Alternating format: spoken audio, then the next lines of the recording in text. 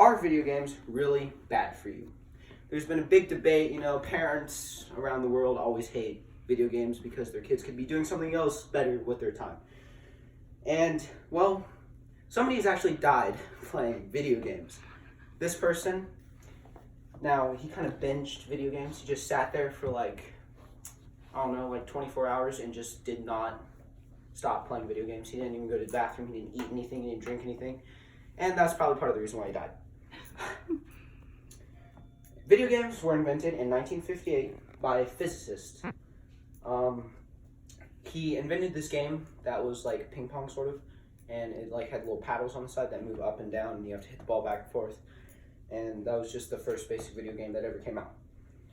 Now, they have progressed greatly to this form of video game called VR, also known as virtual reality, where they have this goggle set that they put on your face. You can look around, and it moves as you move in the game. Nearly 70% of Americans play video games. That's about 211 million people.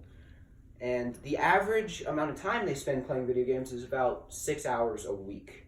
That is not including gamers. Gamers spend about 20 to 25 hours a week.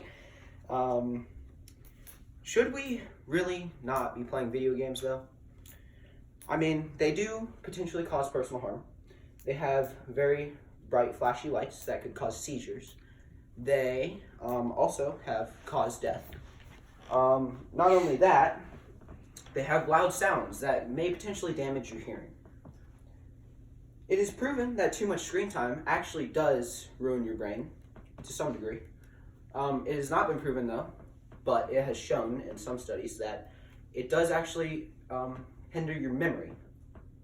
I mean, what were we talking about? Anyways, it does affect you for the most part, but this is if you do not manage your playtime well. It can also potentially hurt your future. You're wasting time playing video games. Around as I said, 6 hours for the average person.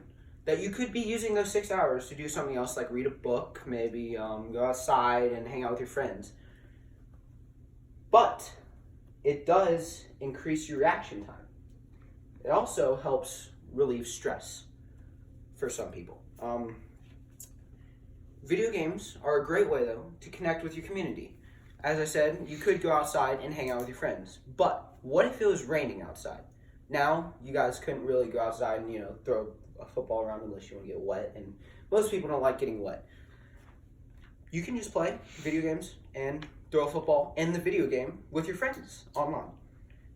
It's a great way to stay connected with long-distance friends, as I have a friend named Alex. He lives over in Georgia now, and I hang out with him all the time because now I can just join his party, and we can just talk and hang out because video games have made that possible.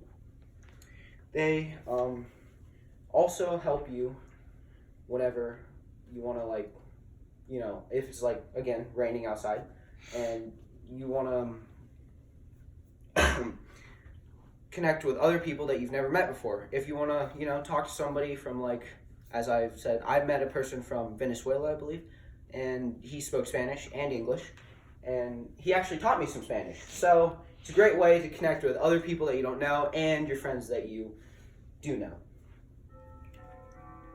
Do video games really harm you if you manage them properly?